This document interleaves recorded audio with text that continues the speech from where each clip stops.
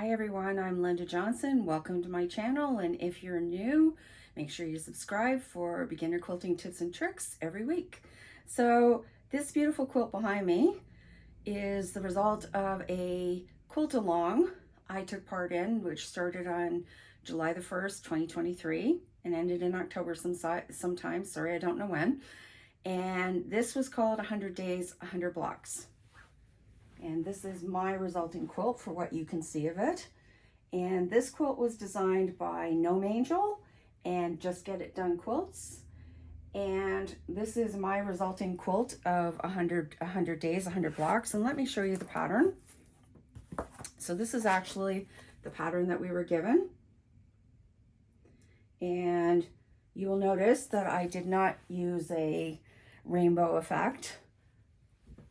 I chose to have a consistent block being the border of every small block or block in the middle, whichever. And so instead of doing that, instead of creating a rainbow version, I created one that had a consistent outside to every block. And not gonna lie, this was not an easy quilt for me.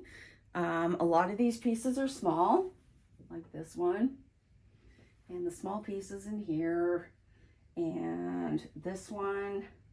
There's a lot of small piecing in here, and it was challenging, but I did it. I pushed through. I made the quilt. I will be quilting it this year and donating it to Project Linus for some person who needs a quilt. And I also wanted to talk about how I think it's important that we push ourselves as quilters to do new things. So this type of challenge is a really perfect example. Push yourself outside of your current comfort zone. Push your technique, push your color. There are colors I don't like and I don't use a lot. There's some of them in there. Just push your skills, push yourself out of your comfort zone. I've been quilting for 21 years, and the majority of the quilts that I make are blue and green usually, but those are like my colors. But I push myself. Well, you can see there's a lot of blue and green in here. Actually, this quilt, before I go on, was actually made out of my scrap bin, except for that blue frame color. But the majority of this was made right out of my scrap bin. So you'll see some pinks and purples, not high colors of mine. This is really stepping out of my color zone. This brown color. Definitely not high on my list of colors, but hey, I'm pushing myself outside of my comfort zone this year. And I'm pretty sure that Gnome Angel, you might want to follow her on Instagram and Just Get It Done Quilts.